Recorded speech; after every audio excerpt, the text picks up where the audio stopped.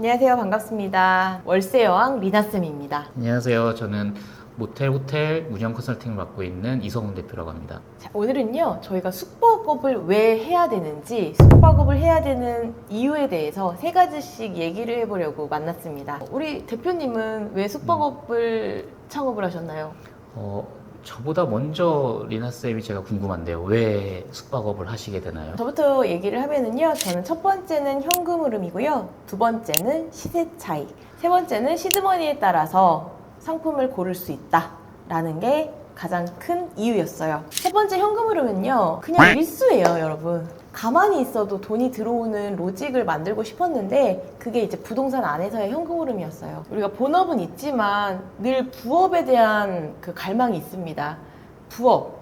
가장 먼저 생각하시는 게 뭐예요? 스마트 스토어잖아요. 늘 온라인 사업을 많이 생각을 하세요. 하지만 숙박업도 우리 부업으로 가능합니다. 현금 흐름이 왜 필요하냐? 우리 월급에 100만 원 또는 200만 원, 300만 원의 추가 수입이 생기면은요, 밥상에, 저녁 밥상에 반찬이 달라집니다. 소소한 그 수입에 우리의 삶의 질이 바뀌는 거예요. 누구나 원하시잖아요. 그걸 위해 우리는 스마트 스토어를 하고 있고요. 에어비앤비, 불법 영업을 하고 계시는 거예요. 그거 말고 정상적인 그리고 합법적인 숙박업이 가능하다는 걸 저를 알려드리고 싶었어요. 맞습니다. 이 현금 네. 흐름이 네. 호텔이나 모텔들은 거의 일수잖아요. 네. 매일매일 돈의 흐름이 있기 때문에 네. 통장에 항상 어느 정도 돈이 네. 돌고 도는 거죠. 네. 그리고 그런 걸로 인해서 또 다른 투자를 할 수가 있고 네. 현금의 활용성이 굉장히 좋은 게 숙박업입니다. 네, 저도 그렇게 생각을 했습니다. 그러면 네. 부업으로도 네. 그 직장인들이 그 숙박업을 네. 할 수 있다고 생각을 하세요?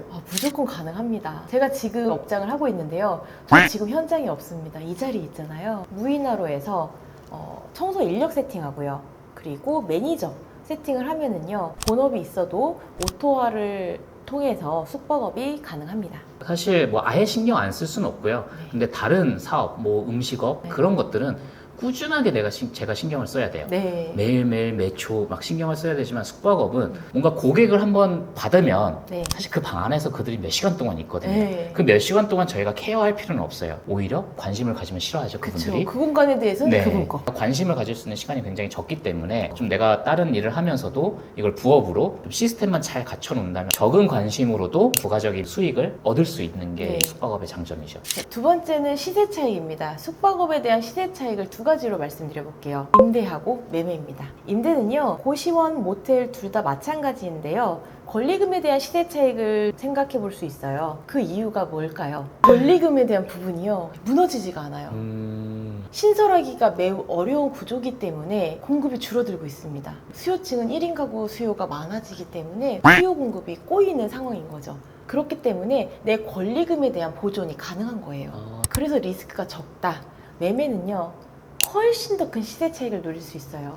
제가 가지고 있는 숙박시설 같은 경우에는요, 투입된 투자금 대비해서 지금 벌써 한 200%의 수익률을 얘기가 들리고 있어요. 이미 토지도 상업지역이긴 하지만 리모델링을 통해서 제가 들어간 비용에 훨씬 더 높은 금액으로 매매하라고 딜이 들어오고 있는데 절대 안 팔죠. 그래서 두 마리의 토끼를 다 잡을 수 있는 거예요. 내가 보유하면서 현금 흐름, 그리고 엑시트하면서의 시세 차이. 그렇게 숙박시설은 시세 차이까지 누릴 수 있다. 그게 두 번째였고요. 자, 그리고 세 번째예요. 시드머니에 따라 내가 선택할 수 있는 상품이 굉장히 다양합니다.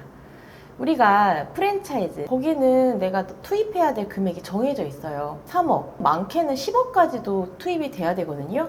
그런데 이 숙박업은요, 에어비앤비나 외도민은요, 500에서 5천만 원의 투자금으로도 가능하고, 고시원, 모텔은요, 1억 전후로도 가능합니다. 이렇게 내가 돈을 모아서 시작하는 게 아니라 내 기준에, 내 돈에 맞춰서, 내 투자금에 맞춰서 시작할 수 있다는 게 가장 큰 장점 중에 하나였다고 생각이 들었어요. 제가 생각했던 세 가지는 이거였거든요.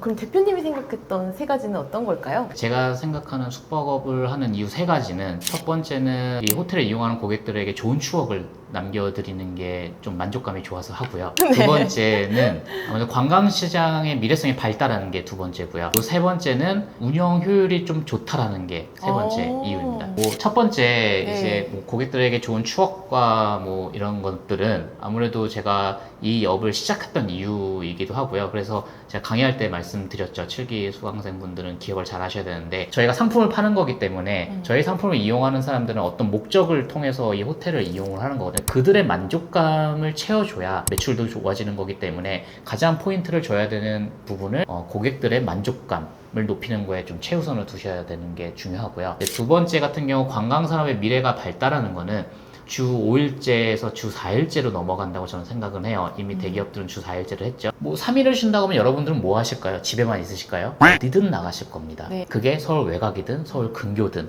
아니면 젊은 사람들은 또 데이트 일수가 많아질 거고요. 그랬을 때 숙박은 절대 빠지지 않는 산업입니다. 세 번째 이유는요. 아무래도 운영의 효율화예요.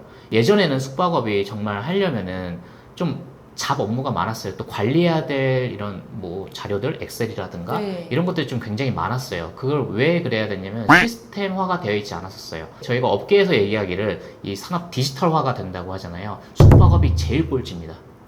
그러기 요즘에서야 이제 조금 디지털화가 되면서 조금 좋은 프로그램들 나오고 뭐 키오스크라든가 네. 뭐 어떤 솔루션들이 나오기 시작하면서 운영 효율성이 생겼는데 네. 그 전까지만 해도 그런 게 없었습니다. 왜냐면 호텔을 운영하는 사람이거나 소유한 사람들은 나이대가 많았거든요.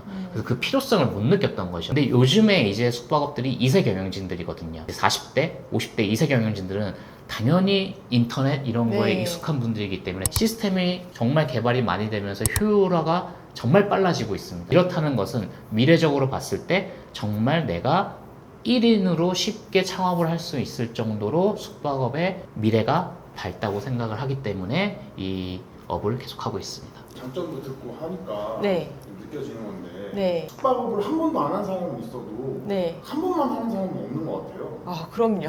맞습니다. 네. 제가 아는 분들도 하나만 잘 되면 또 다른 매물을 찾기 시작합니다. 네. 그 이유는 어떻게 하는지 알았기 때문에. 고시원도 마찬가지예요. 안 하는 원장님은 있어도 하나만 하는 원장님은 없다. 이게 아무래도 첫 네. 진입이 참 어려운데 그 네. 진입을 하기 위해서는 네.